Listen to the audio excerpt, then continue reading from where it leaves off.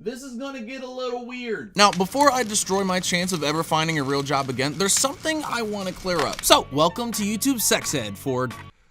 Wait, how many kids are watching? Yo, editing Kurt, how many kids watch the show? All right, it's fine. I mean, how bad could it be for a couple 13-year-olds to learn about a natural human function? All right, anyway, let's talk about wanting to f balloons and shit.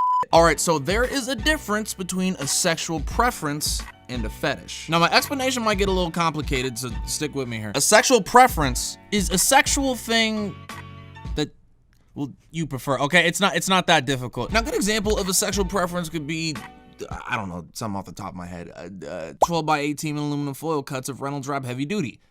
That's oddly specific. It's not essential for them, but they're into it. Now, a fetish would mean that 12 by 18 aluminum foil cut of Reynolds Wrap Heavy Duty Why do you keep using that extremely specific? would take up a significant part of their sexual identity, meaning that they might need that thing to really enjoy a good experience. Okay, so you're just gonna ignore However, the issue here is that the definition of a fetish in more traditional terms usually involves objects, plastic, latex, but to be fetishized as a person for particular traits, you are then being considered almost like a thing, objectified for sexual gratification. Like a porn star, or literally any woman in 1920. And naturally, it's kind of wrong. You dehumanize someone and you disregard them as a person.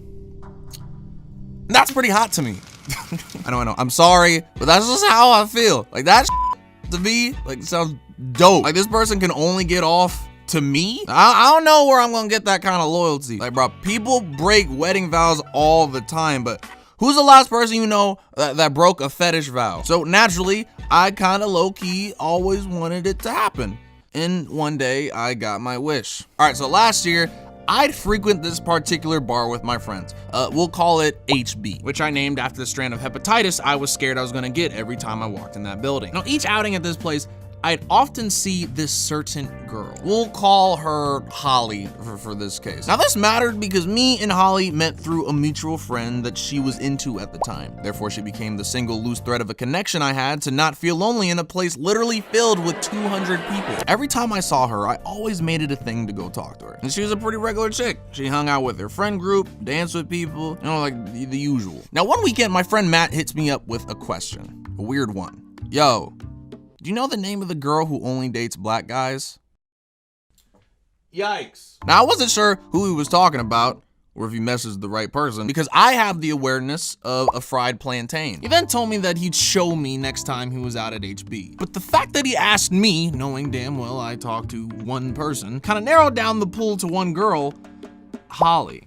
Oh boy. Now I was skeptical. I mean, like I said earlier, Holly was just chill. As I said, she just danced and hung out with friends. I couldn't be too sure who he was talking about until I actually met up with Matt and he actually told me. But in the meantime, that didn't mean I couldn't do some sleuthing myself. Call me Sherlock Holmes. So that night when I went to the bar, I thought I'd figure what her deal was myself through some friendly conversational gauging. But after talking to her for a little bit, somehow that friendly conversational gauging became, not so friendly, parts engaging in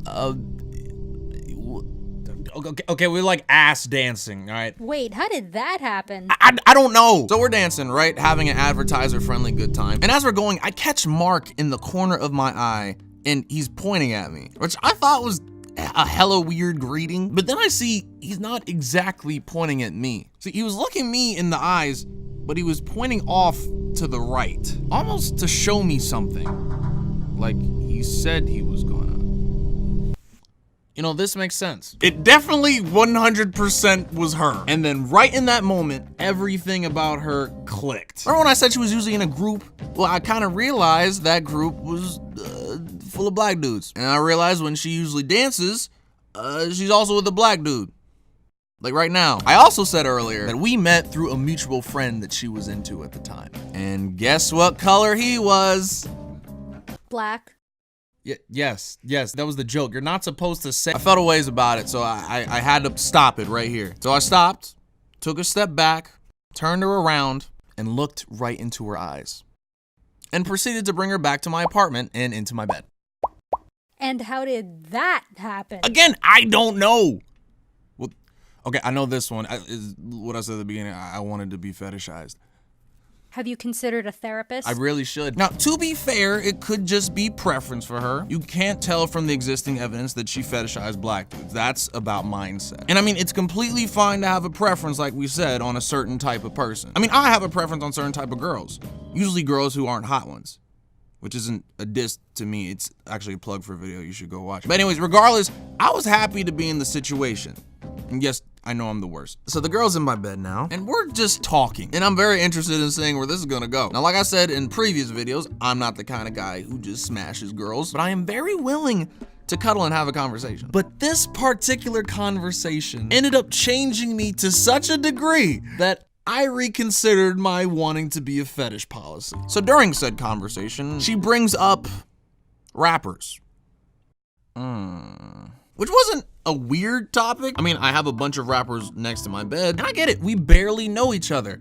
Even though you're laying in my bed, we barely know each other. So you're probably looking at anything in the room to start a conversation. And I know that I've been saying this whole time that I liked her because she liked me for my skin color. I don't know, her asking that made me feel a little self-conscious, I guess. The cuddle conversation continued, and we talk about the party and our favorite drinks. And she said something else that put me a little more on the edge. Yeah, my favorite drink is Hennessy.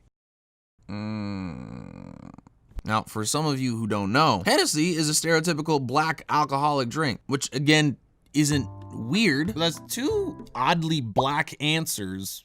We're talking to the black dude, his black bed. And I know I'm starting to sound like a hypocrite, but it doesn't feel right. Sure, I wanted you to like me because I was black, but if all of this isn't coincidence, this is feeling a little too on the nose. But maybe I'm just overreacting. I'm just acting a little off because she's here. There's just a good chance. So do you play basketball? Okay, I don't f with this now. The girl asked me if I played basketball. Now again, to be fair, I'm an athlete at the school, but I do track. But this is the third somewhat race-related statement from her in the span of 15 minutes. And what's crazy is that I was supposed to be excited for this. But now it's really just throwing me through a loop. Like I'm just some archetype to her. And that's what I wanted to be. So really, I'm messed up. And things can't get any weirder, right? Well, if I said that, obviously they will. The girl takes out her phone, opens it to her lock screen, and guess what's there? Just a black guy.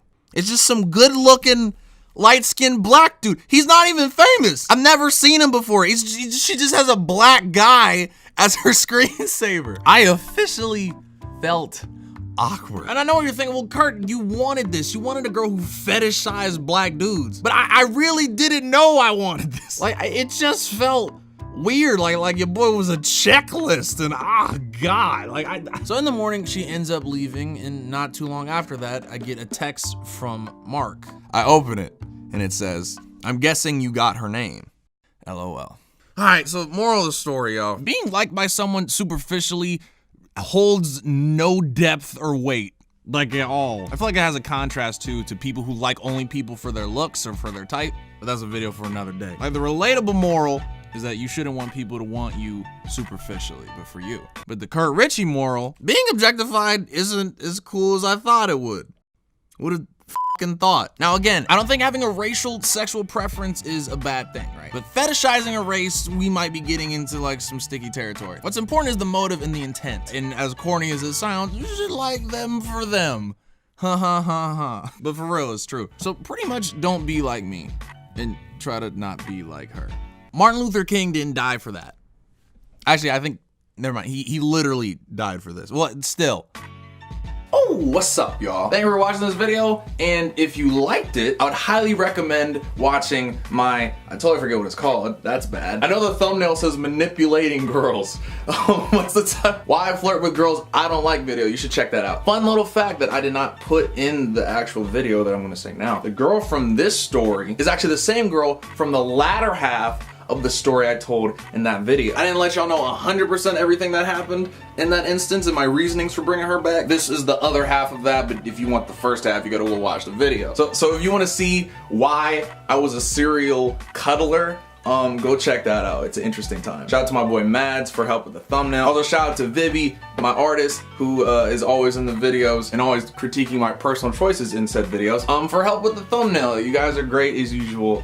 That's awesome. And also shout out to all the newbies here on the channel. Thank you. Hopefully you've had a really good time because the train's gonna keep going, and I hope you stick with me on this wonderful ride we're gonna have where I just tell you about all my bad decisions I've made. Ugh, yikes. All right guys, thanks for watching, and I'm out. Peace.